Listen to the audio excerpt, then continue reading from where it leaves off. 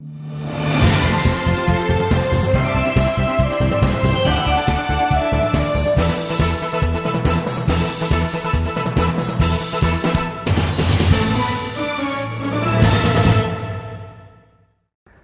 dear folks. Welcome to the show. My name is Jack Xiao. I'm on the East-West show with lots of fraud under G&E TV. Now, California is a beautiful state. Thank God we have a system that's working. And also thank God for having given us some wonderful leaders. One of them is my good friend, a long-tested friend of community, Senator Bob Huff. And he's with me right now, as you can see. We want to give him a very, very warm welcome to the show. All right? Thank you, Jack. Okay, very good good. to be with you again.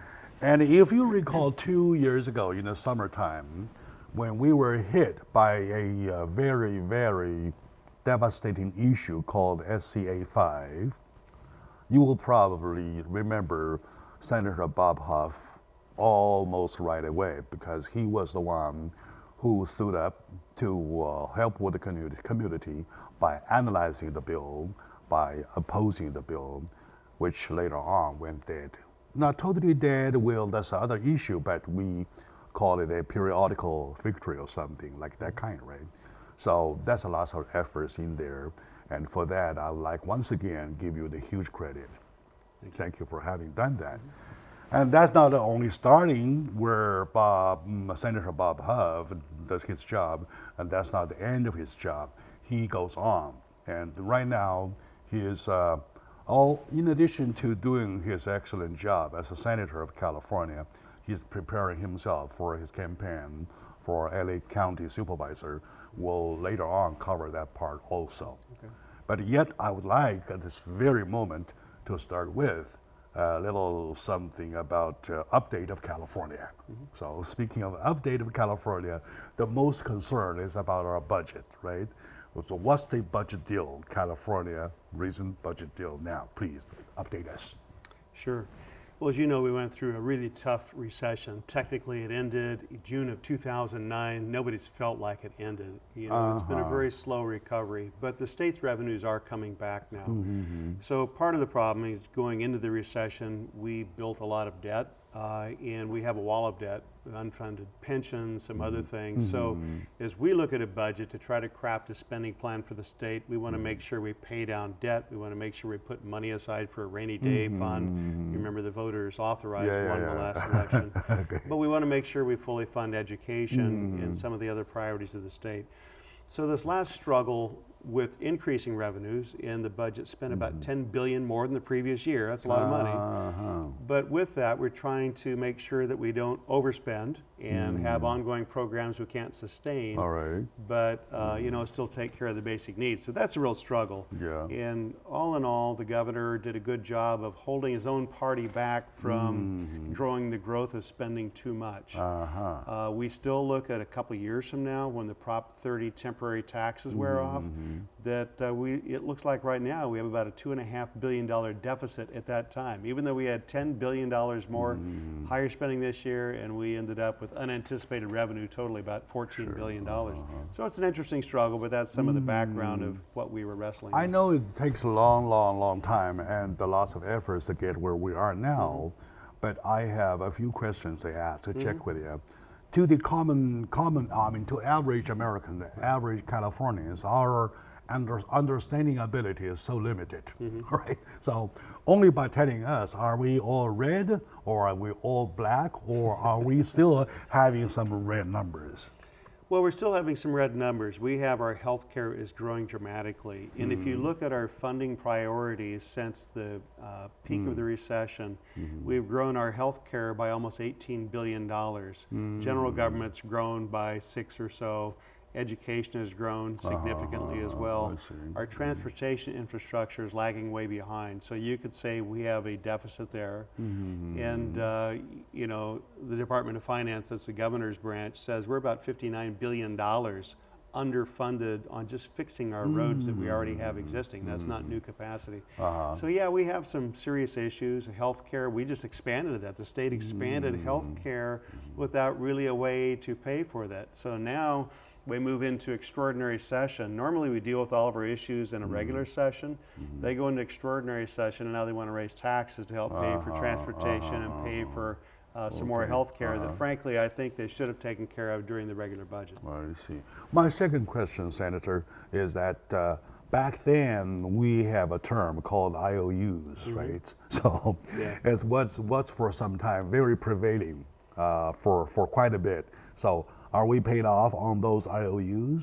Well, remember when the government says IOU, that really means you owe us. Yeah, sure, yeah. I don't know how by whatever playing around with the numbers though.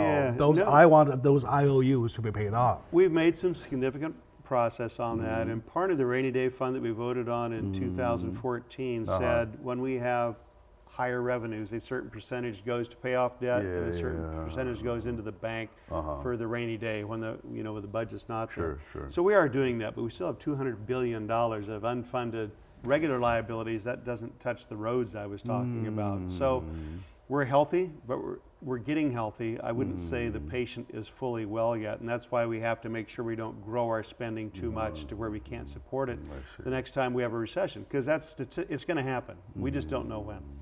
Well, I normally do not give any comment between conservatives and the ultimate left or whatever. But in terms of money, though, we really want to be very conservative, super conservative, right? Being super conservative meaning that, you have number one to make sure that you are promising not too much, Correct. right? And you're only making promises that within range, right? And number two, you want to make sure you have enough money or something saved for rainy days. So how are we doing in shaping ourselves, cutting ourselves if necessary, to the category that say we're very better off with those promises we do not want to make anymore? Well, we're doing better. But keep in mind, the governor made his own party, the legislative leader, the Democrat leaders, cut back the budget by several billion over what they wanted to spend. So there is a natural desire to grow government. And, I mean, as you look at needs, I'd like to do that, I'd like to do that. But each of us in our own families or businesses, we have things we'd like to do, we have things we can do. And so we're trying to focus more on what we really have to do, not the likes and want to. But there was some more of that grew in this budget. Yeah, same thing happened to me.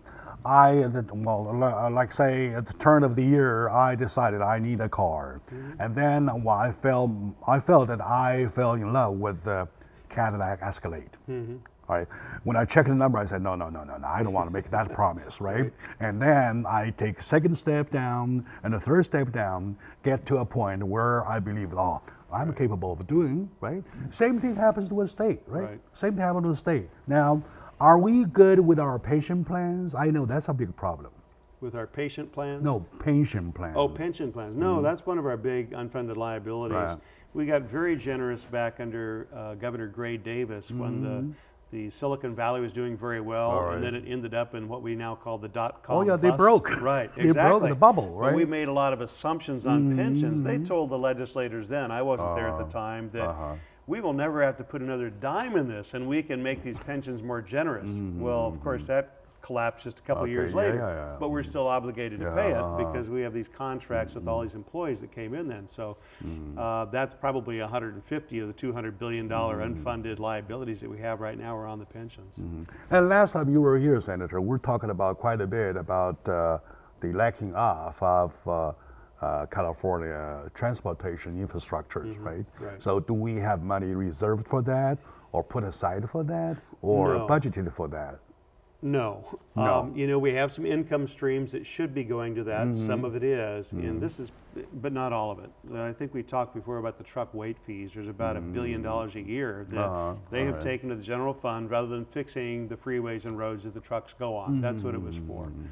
And likewise, we've seen our gasoline tax has eroded. The last time it was raised in 1990. Well, inflation has made that buy less road repairs in the meantime, and we have higher efficiency cars. So they're still running as many or more miles than they used to, creating as much or more wear and tear, but we don't have as much money to pay for it. Yes. So this is what we're trying to identify right now with the special session that we're in on transportation, to try to get our arms around that and have a more long-term solution rather than this budget year, next budget year, and so on. And I recall last time you were here, you mentioned about the numbers of the average expense or extra expenses that California is paying.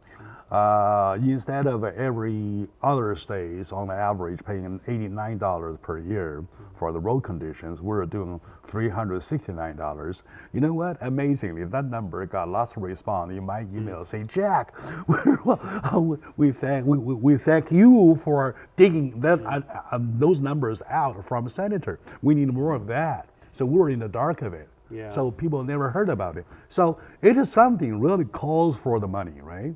Yeah, you know what's frustrating, Jack, is when you look at just about any level of spending in our budget, you find out we're spending more than other states that are like us or neighboring us and whatever. Because, you know, we start to get feeling like this is normal. But when you see what normal is, you think, my God, how much money do they need, you know? Well, problem is that you keep talking about new norm. Right? So there's always a new norm, new norm, new norm, and then we never know where we got heading. Right? Well, and so eventually you have businesses, because they tend to be the ones that look at a bottom line. Government never looks at a bottom line because there's always more money from your pocketbook, or you know, we just one last thing. How about education? Last time we talked about education, there's a cut, and also the next thing I want to ask is that, let me ask altogether though, is the state still taking money from the cities, local cities? The state is taking money from cities in the sense that they used to have redevelopment. They killed redevelopment, and it's kept cities in chaos. So they complain about it. Yeah, they can't build the infrastructure they used to because they had a device called redevelopment, which diverted some tax revenues for a short period of time. So that's gone. We're still trying to fix that out. So cities are having a problem. So in other words, the state is still taking. The state is still taking. All right. Education is doing well, though. If there's a bright spot, Prop 98 says that 40% of any tax revenues that come in go to K-14 education.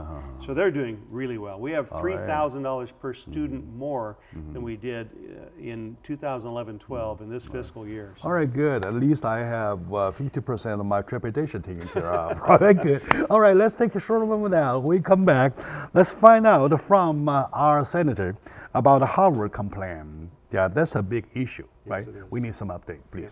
So stay with us.